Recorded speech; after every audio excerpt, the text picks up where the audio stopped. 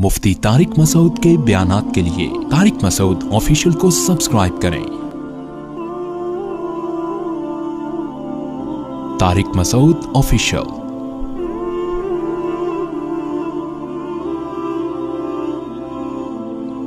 तो भाई अल्लाह ताला ने दीन को, जल्दी से बात समेट के खत्म करता हूं, दीन को इतना मुश्किल बना दिया। 5 टाइम नमाज है, साल जिंदगी में 1 दफा हज है, ज़कात भी है, फिर रमजान के।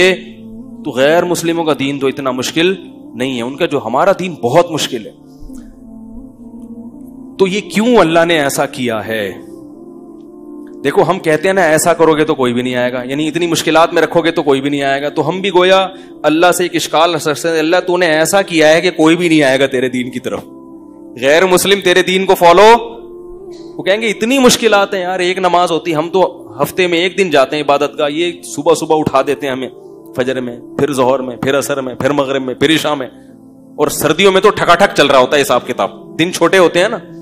अभी जोहर पढ़ के आए हैं तो असर पढ़ के भी आए नहीं तो फिर मगरिब। तो ये क्या है ये? और फिर रमजान में इतनी टेंशन कि अल्लाह ताला ने अगर हमें 12, 13, 14, 15, 16 घंटे भूखा रखना ही था तो खाने के जो 2 टाइम थे वो ऐसे टाइम दिए जाते जो नेचुरल होते। सुबह 8 बजे का अल्लाह कहते नाश्ता कर लो और रात 8 बजे इफ्तारी कर लेना, 12 घंटे भी हो जाएंगे और हमारा एक दोपहर का खाना क्या हो जाएगा? नागा हो जाएगा। तो चलो सारी जिंदगी दोपहर खाते रहे, एक दफा लंच का हमने क्या कर लिया? नागा। अल्लाह ने टाइम तो वही रखा लेकिन जो खाने के औकात हैं वो बड़े अजीब रख दिए। सुबह 3:30 बजे उठ के खाओ। ये पूरी दुनिया में किसी के खाने का टाइम, अरे बाबा आपको कोई वलीमे की दावत करे कि मेरे बच्चे की शादी है, वलीमा है, आप लोग आए। जी जरूर आएंगे। किस वक्त आए? 3:45 बजे सुबह। आप बोलेंगे जब ये तुमको लड़की वालों ने कबूल कैसे कर लिया है भाई?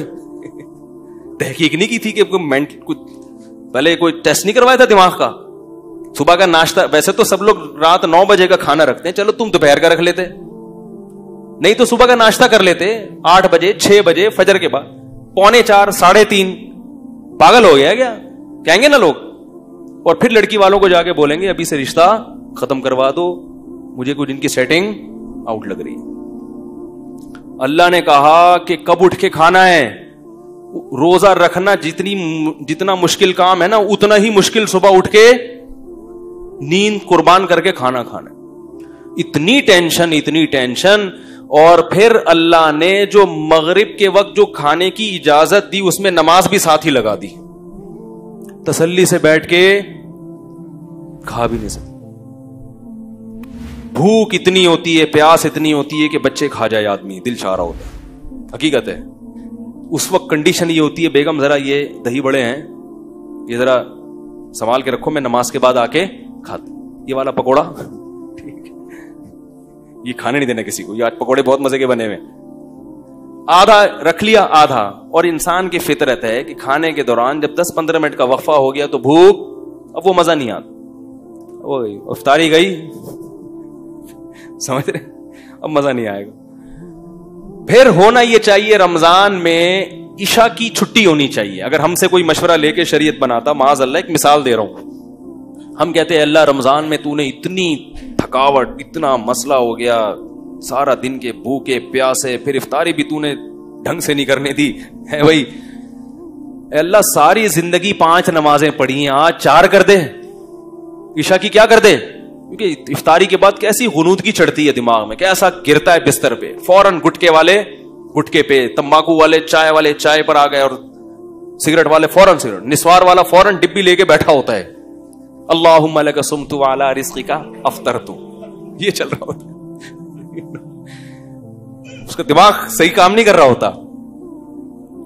तो अल्लाह ने बजाय इसके कि ईशा की छुट्टी हो जाती, ईशा के साथ तरावी की नमाज भी लगा दी।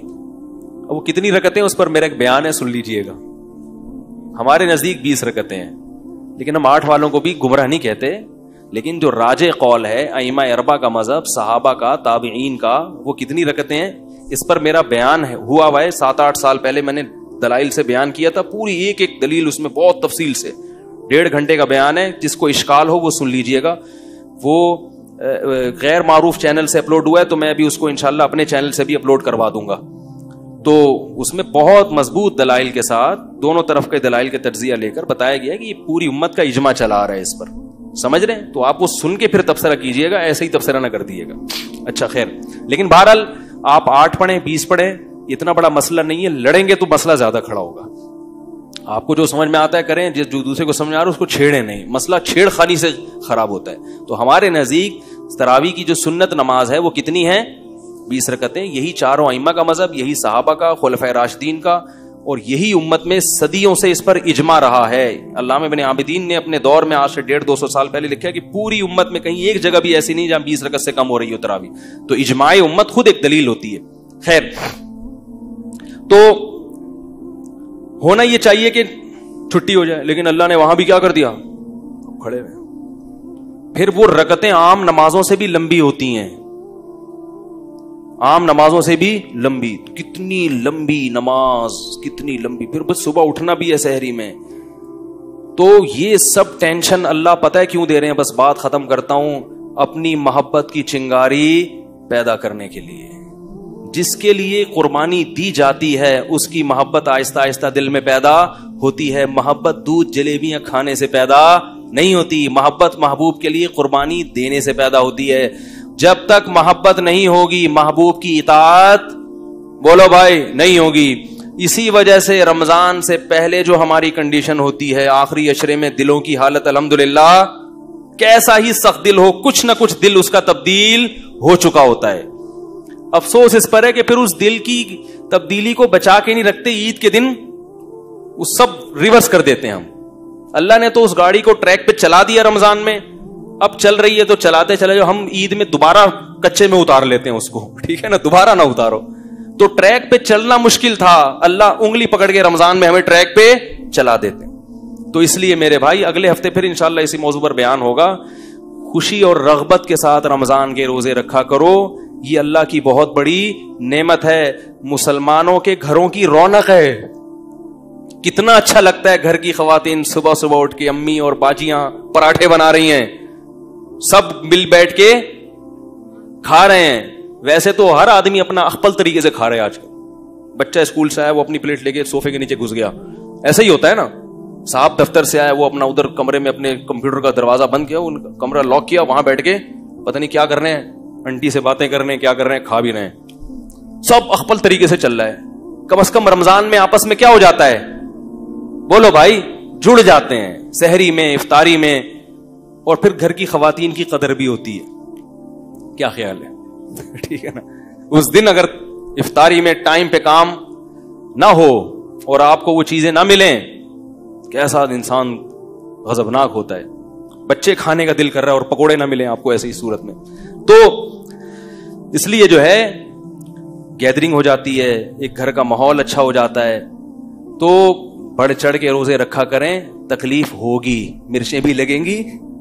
وہ نعت آئی تھی نا, وہ جب بھی میں تکلیف کا لفظ آتا ہے وہ مرچوں کا لفظ خود بخود یاد ہے. تکلیف بھی ہوگی, مرچیں بھی لگیں گی, لیکن تکلیف اور مرچوں کے باوجود رمضان کے روزے رکھنے. سارا دن کی تھکاوٹ ایک طرف, لیکن اللہ کے نبی نے فرمایا, بس حدیث سنا کے بعد ختم کرتا ہوں, للصائم فرحتان, ہم دن بھر کی تکلیف کو دیکھتے ہیں, 2 فرحتوں کو نہیں دیکھتے, 2 خوشیوں کو نہیں دیکھتے. فرمایا روزے دار کو 2 خوشیاں ملتی ہیں. سارا دن کی ٹینشن مت دیکھو, ان 2 خوشیوں کو دیکھو جو نبی بتا رہے ہیں. فرمایا ایک عند الافطار, افطار کے وقت اسے خوشی ہوتی ہے. افطار کے وقت اس کو سارا دن بھوک پیاس اللہ کے لیے, اب کھانا بھی کس کے لیے. تبھی نبی کیسی پیاری دعا پڑھتے تھے افطار کے بعد, ذهب الظما, آپ صلی اللہ علیہ وسلم فرماتے تھے پیاس چلی گئی, وابتلت العروق, اور رگیں تر ہو گئیں, رگیں تر ہو گئی. یہ اپنا مزہ. فرمایا وثبت الاجر انشاء اللہ تعالی, اور پورے دن کے روزے کا ثواب اللہ کے دفتر میں لکھ لیا گیا. اصل اجر تو قیامت میں ملے گا. میں کہتا ہوں وہ نہ بھی ملتا تو ایک اجر تو اللہ نے دنیا میں دے دیا. پیاس کے وقت پانی کا, بھوک کے وقت کھانے کا جو مزہ ہے وہ بغیر بھوک اور بغیر پیاس کے کھانے اور پینے میں نہیں ہے. اور یہ فطری لذتیں ہیں, ان کا آلٹرنیٹ اور ان کا نعم البدل اللہ نے دنیا میں رکھا ہی نہیں ہے. فرمائے ایک اجر, ایک لذت روزے دار کو افطار کے وقت ملتی ہے, اور ایک لذت آخرت میں ملے گی جب اس کو اجر دیا جائے گا. تو آپ صلی اللہ علیہ وسلم نے رمضان کے قیام کو یعنی تراویح اور تہجد کی بھی فضیلت بیان کی, اور آپ صلی اللہ علیہ وسلم نے رمضان میں دن کے روزے کی فضیلت بھی بیان کی. ایک روزہ بھی اگر چھوڑ دیا بغیر عذر کے, پورے سال روزے رکھو گے رمضان کے روزے کے برابر نہیں ہو سکتے. اس لیے گھروں میں خواتین کو بھی سمجھائیں, اپنے جو بچے جو 10 سال یا 11-12 سال کی عمر سے زیادہ ہو چکے ہیں, چھوٹے بچوں کو نہیں رکھوانے چاہیے, تو تھوڑا سا میچور ہو چکے ہیں, ان کو بھی عادت بنائیں روزوں کی, اور خود بھی ہمت کریں. یہ بہار ہے جو اللہ نے مسلمانوں کو دی ہے, اس سے ہم اللہ کے انشاءاللہ قریب ہو جائیں گے. اللہ تعالیٰ سمجھنے کی, عمل کرنے کی توفیق عطا فرمائے.